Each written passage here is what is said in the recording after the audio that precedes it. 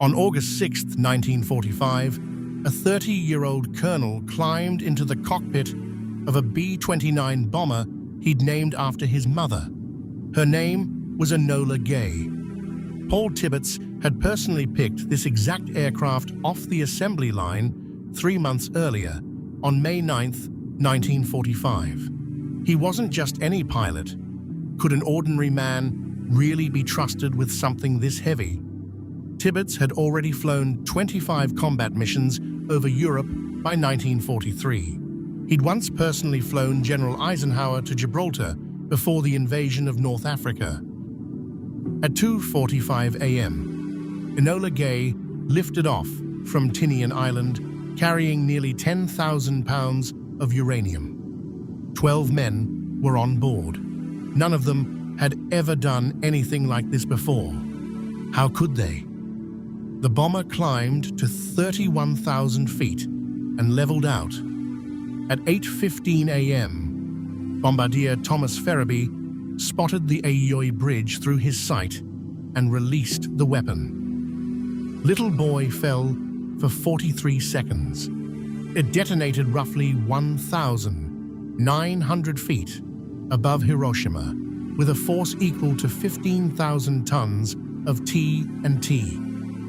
An estimated 70,000 to 80,000 people lost their lives in that instant. By the end of 1945, the toll had climbed as high as 140,000. Numbers that large are almost impossible to hold in your head. So what does a person do with that for the rest of his life?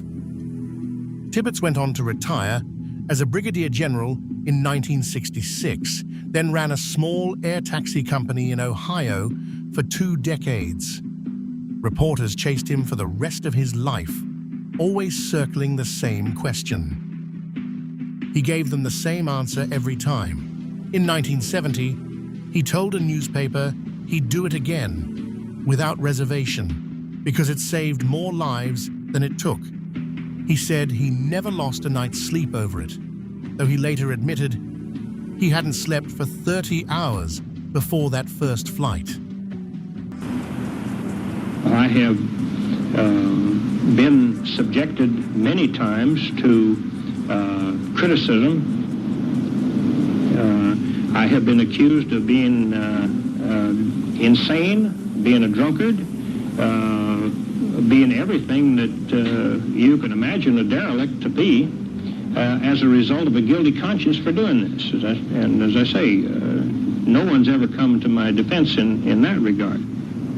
I look at it this way, that my part in this thing may well have been something that later or now that the U.S. government might be looking at somewhat with a guilt complex.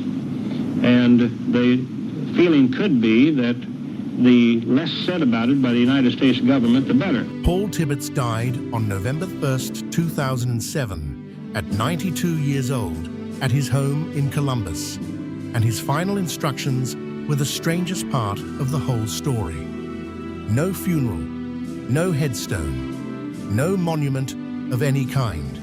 He was afraid a grave would only become a place for people to keep fighting the argument he'd spent 62 years having. Instead, his family cremated him and scattered his ashes over the English Channel, waters he'd flown across as a young pilot, decades before his name became inseparable from a single Tuesday morning in August.